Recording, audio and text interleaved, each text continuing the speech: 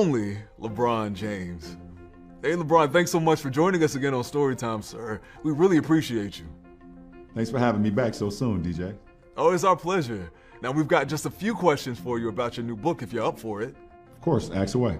All right, cool. So first of all, congratulations on the release of your latest book, We Are Family. Can you tell us about it? It's about a group of kids who come from different walks of life, different households, and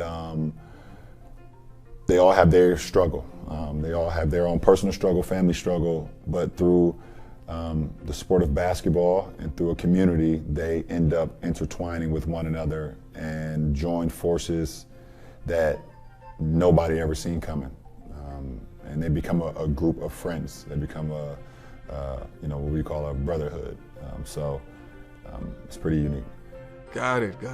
And I'm curious, what prompted you to write We Are Family, and why did you specifically target it to middle school aged youth?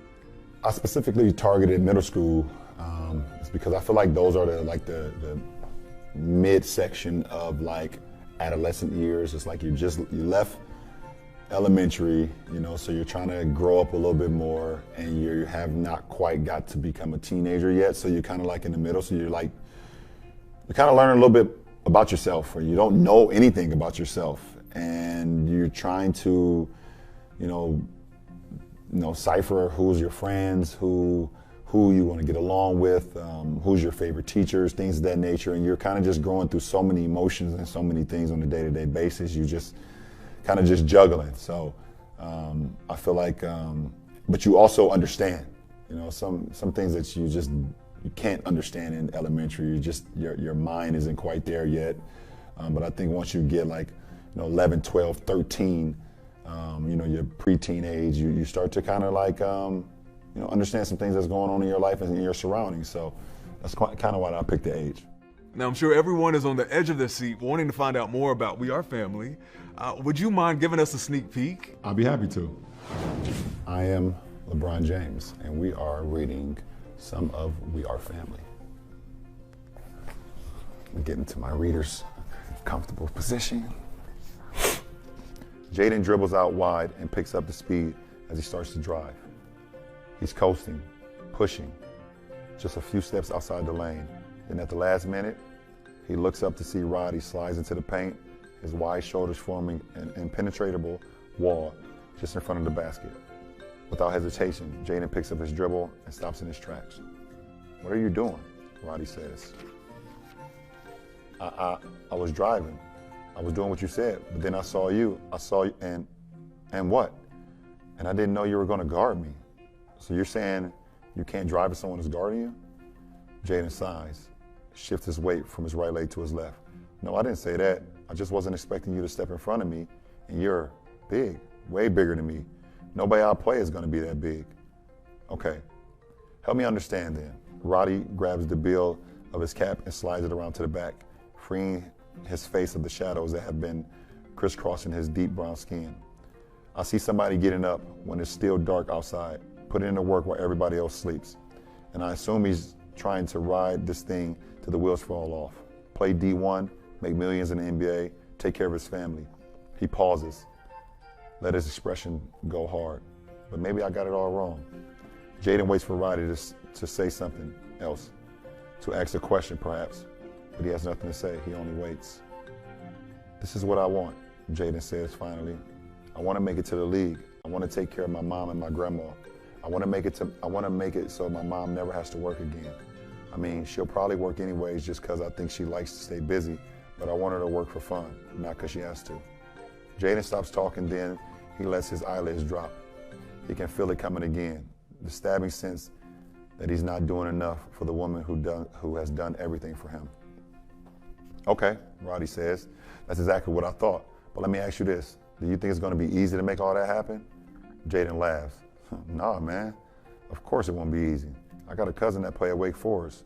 We're not close or anything, but I know how hard it was for him to go play in the ACC.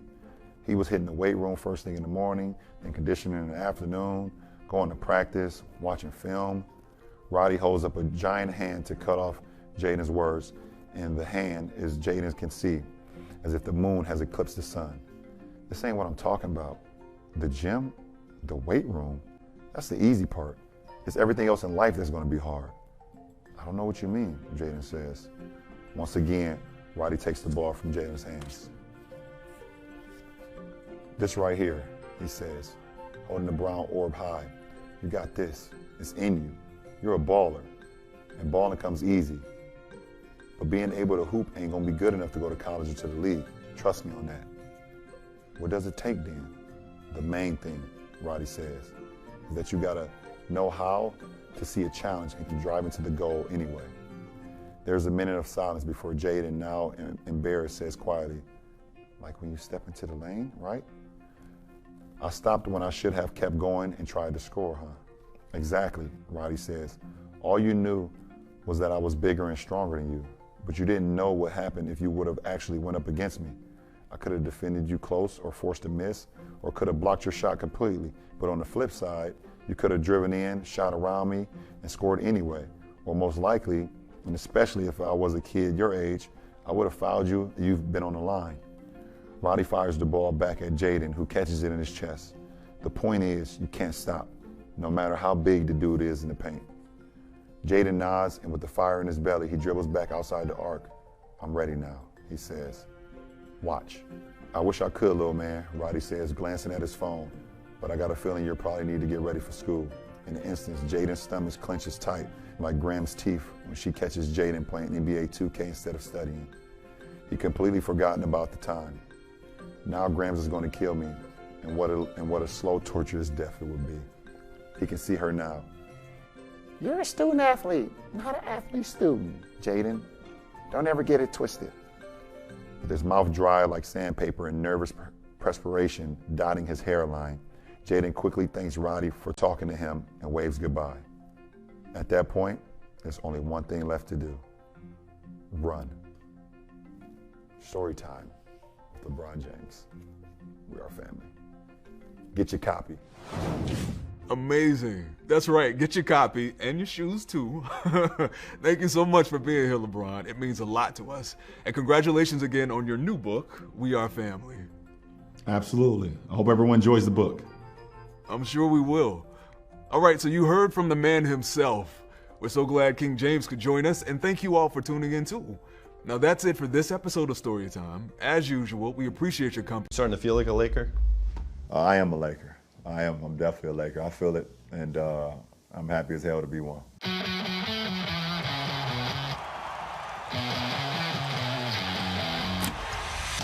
I just have one ground rule for the interview. There'll be no cursing or swearing.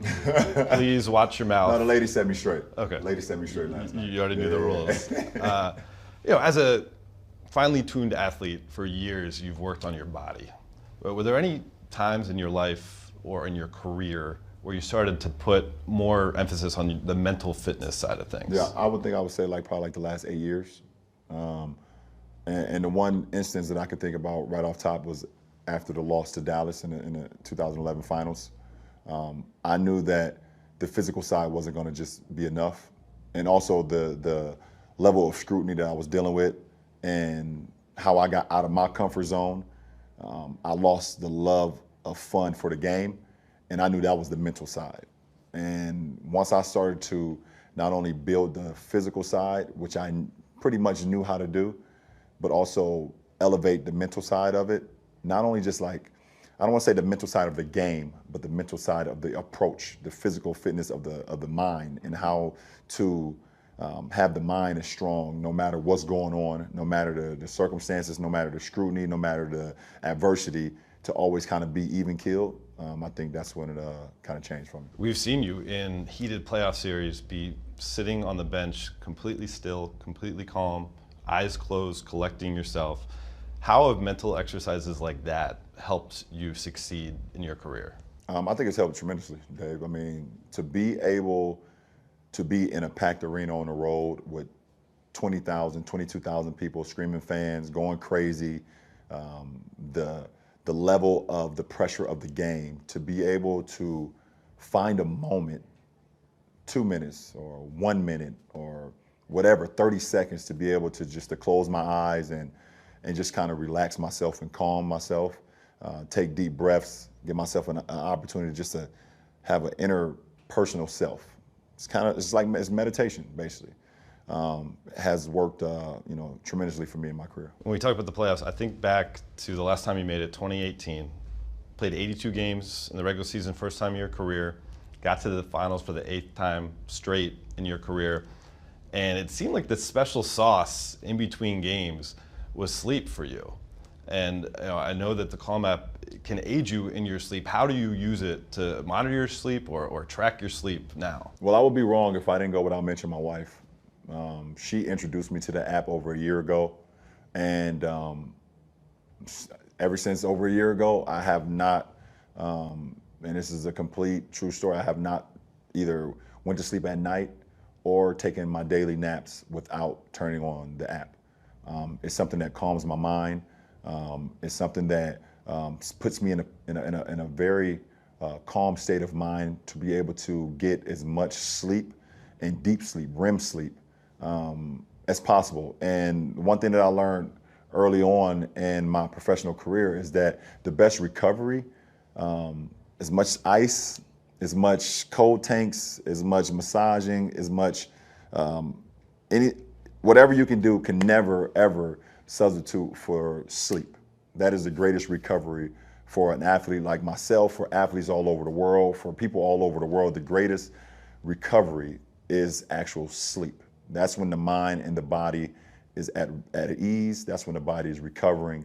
And for me, I take sleeping very seriously. Speaking of sleep, I want to talk about the Lakers, a team that was slept on, I think, by some people. We still sleep. We still sleep. Let's keep it down, Dave. Keep it down. We still sleep.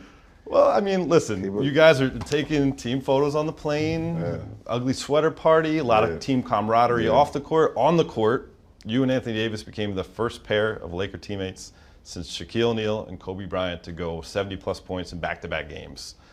You know the history of the game. You know the history of that franchise. What does that mean to you? I mean, for me, Dave, I think you've had conversations with me. Anytime I'm able to be linked with the greats, myself and AD, to be linked with Kobe and Shaq, I think along that process, along that journey, you sit back and you're like, wow.